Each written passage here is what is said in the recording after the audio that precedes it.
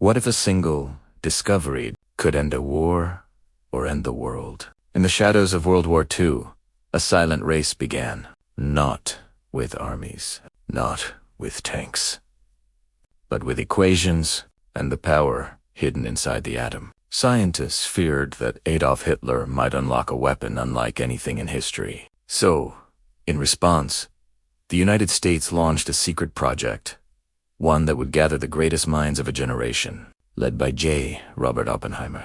What followed was not just a scientific breakthrough, but a moment that would change humanity forever. From the discovery of nuclear fission to the hidden city of Los Alamos, to the devastating blasts over Hiroshima and Nagasaki, this is the story of the Manhattan Project. A storia fear of brilliance and of consequences the world still lives with today. Welcome to History Ledger. The year is 1938. Europe stands on the edge of collapse. In Germany, a regime driven by ideology and expansion grows stronger under Adolf Hitler. War has not yet begun, but the tension is already in the air. Across the continent, scientists continue their quiet work, unaware that one discovery will soon transform war and humanity itself. In a laboratory in Berlin, physicists make a breakthrough. They split the atom. The process is called nuclear fission, where a uranium atom, when struck, breaks apart and releases enormous energy. At first, it is just science equations, experiments, curiosity, but a few scientists immediately see something more, something terrifying. Among them is Leo Szilard, a refugee who fled the rising danger of Nazi power. He understands what others are only beginning to grasp. If this reaction can be controlled, it could produce a weapon unlike anything the world has ever seen, a single bomb capable of destroying an entire city. By 1939, the fear grows urgent. Szilard knows that Germany has the scientific talent to weaponize this discovery. And if Hitler gets there first, the consequences could be catastrophic. So he turns to Albert Einstein. Together, they draft a letter to Franklin D. Roosevelt. The message is clear. Germany may be developing atomic weapons, and the United States must act before it is too late. When the letter reaches Roosevelt, the idea seems almost unbelievable, a bomb powered by the atom, but the possibility is too dangerous to ignore. Quietly, the United States begins its own research. As World War II erupts across Europe, the atomic race begins in silence. Small teams of scientists are assembled, many of them refugees from Nazi-controlled Europe. They are not just building a weapon, they are racing against the regime they escaped. Inside laboratories, calculations intensify. Could a chain reaction be sustained? Could uranium produce an explosion large enough to be used as a bomb? The answers are uncertain, but the theory is sound, and the fear continues to grow. By 1941, as Nazi forces dominate much of Europe, urgency replaces doubt. Reports suggest Germany's working on something powerful, something unprecedented, and time is running out. In December 1941, the United States enters the war. Everything changes. What began as cautious research becomes a national priority. Resources expand, secrecy deepens, and a new phase begins. The atom has been split. The warning has been delivered, and the race has begun not just to build a weapon, but to decide the fate of the world.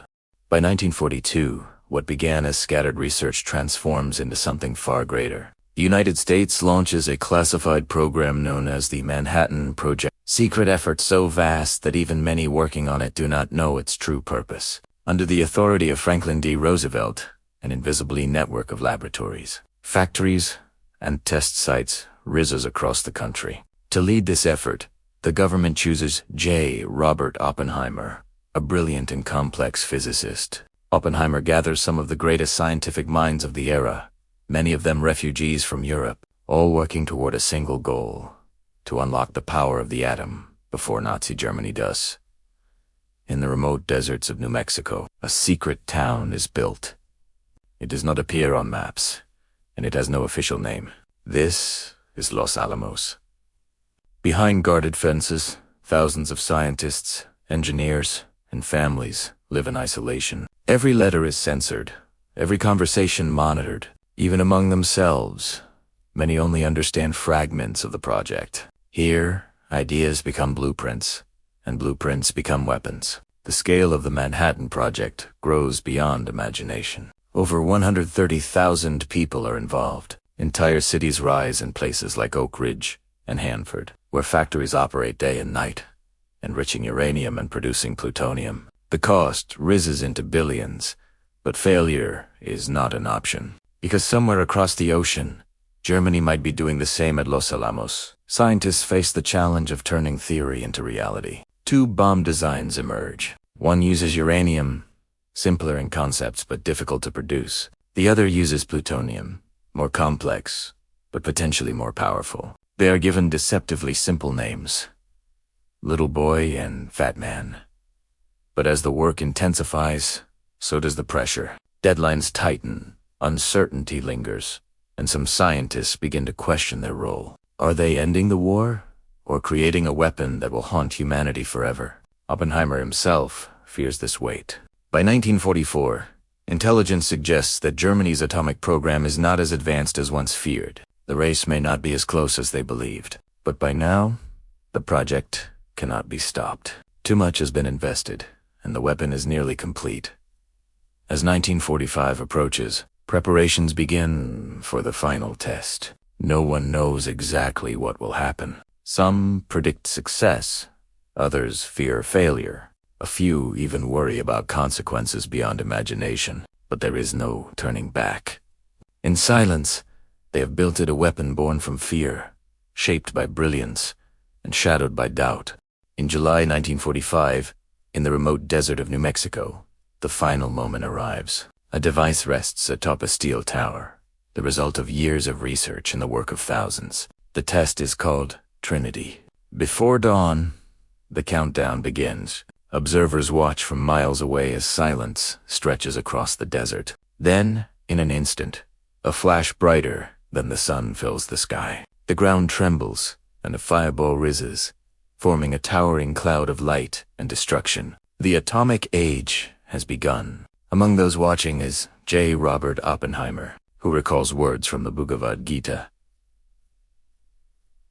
Now I am become death, the destroyer of worlds. It is not a moment of celebration, but one of realization. Back in Washington, the reality is clear. The United States now possesses a weapon of unimaginable power. The war in the Pacific continues, and Japan has not surrendered. Military leaders estimate that an invasion could cost hundreds of thousands of lives. The atomic bomb presents another option, devastating but decisive. On August 6, 1945, a bomber flies over Hiroshima. At 8:15 in the morning, the bomb known as Little Boy is released. Seconds later, a blinding flash and a powerful shock wave tear through the city. Buildings collapse, fires ignite, and lives are changed in an instant. 3 days later, another bomb, Fat Manis, dropped over Nagasaki. Once again, the sky flashes, and destruction follows.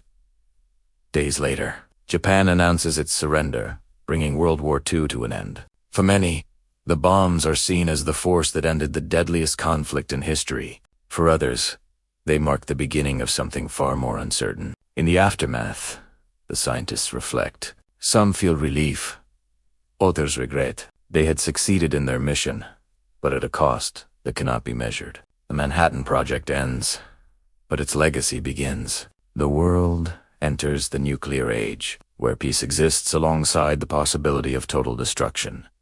It began with fear, a race against an unseen enemy, but it ended with a truth humanity could never escape. That knowledge, once discovered, cannot be forgotten, and some inventions change the world forever. The Manhattan Project ended a war, but it also began a new era. An era where humanity gained the power to destroy itself. The scientists who built the bomb believed they were racing against time. But in the end, they were racing against something far greater. The consequences of their own creation. And even today, the question remains, did this discovery save the world, or change it forever? Because once the atom was split, there was no going back. If this story made you think, If it changed the way you see history, then you're going to want to watch what comes next. Because some of the most powerful stories in history are the ones we're still trying to understand. Subscribe to History Ledger if you haven't already, and join us as we uncover the moments that shaped our world. Until next time, history is not just the past. It's the story of us.